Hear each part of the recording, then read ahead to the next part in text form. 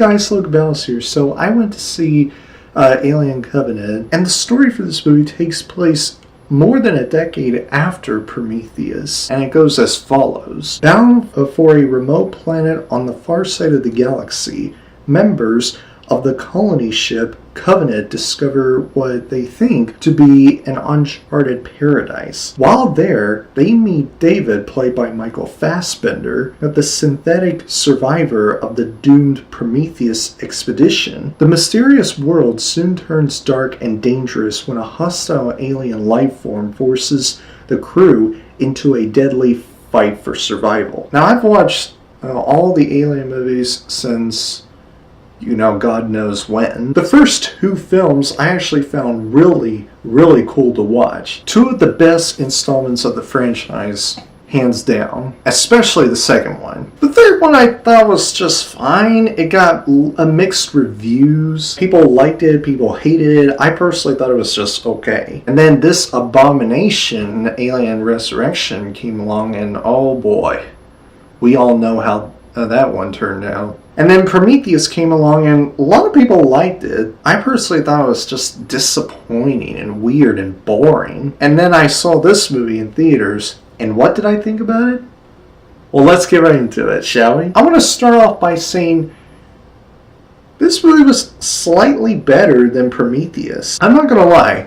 I find this movie to be not bad at all, actually. Or, no, maybe I should take that back. There were some problems I have with Alien Covenant, but first, let's get into the positives. First off, Michael Fassbender as Walter. He was the crowning jewel of this movie as far as I'm concerned. A lot of people said he did a great job in this film. I would agree. Every scene he appeared in, he nailed it. Like, he actually made this film better than he did with Prometheus. Catherine Waterston, as I forgot her character's name. She's the girl from Fantastic Beasts and Where to Find Them, which I previously reviewed. I didn't think she was pretty good in Fantastic Beasts and Where to Find Them. In this film, I thought she did a fine job, I guess. Danny McBride as Tennessee, if I got his name correctly. He also did a good job in the film. And the rest of the cast members in this film, they're just forgettable. The story was decent, I guess. I mean, this is a sequel to Prometheus, just to let y'all know. This movie kind of had some elements to Prometheus, but it actually, just for me personally, it did better in some regards than Prometheus. Or no, let me take that back. This movie actually solved most of the problems that I have with Prometheus. Is it better than Alien 3, Alien Resurrection, and Prometheus? I will go as far as to say yes, it is better than 3 of those films. Let's talk about the visual effects.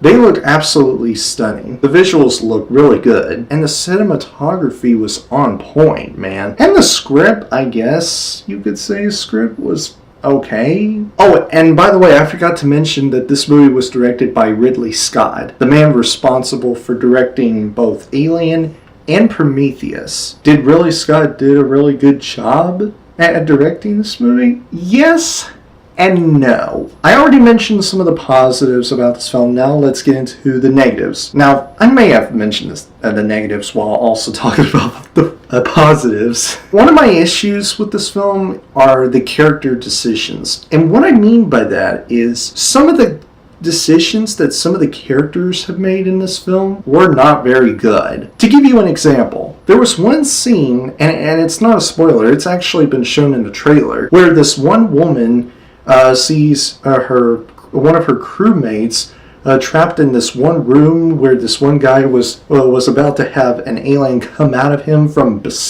his back, and she left her. I understand why she left her crewmate there so that this alien life form won't have to escape. I mean, I get that pretty much, but at the same time, I'm just like, what? I mean, that's a dumb decision you could make for leaving your classmate there, not to mention your friend. And like I said about the characters, most of the characters besides Walter and the woman that Catherine Waterston had played, and Danny McBride as Tennessee, I forgot his character's name. Most of them were just blah. I mean, that's the only word I could describe most of the cast members or the characters that they played. Just blah. There were some I guess you could say CGI scenes in this film where the CGI on that one xenomorph, it really took me out of the film. Just some scenes like that where the CGI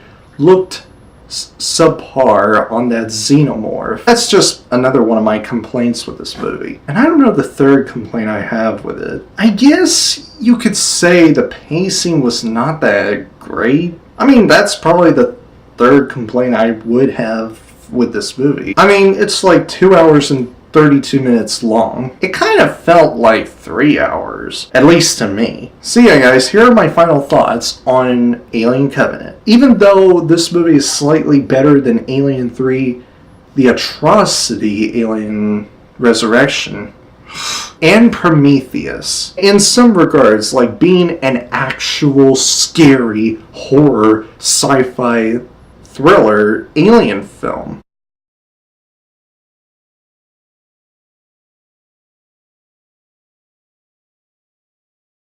like, it wasn't as great of an alien film as the first two were. So, with all of that being said, I am giving Alien Covenant a Silver Medal of Honor.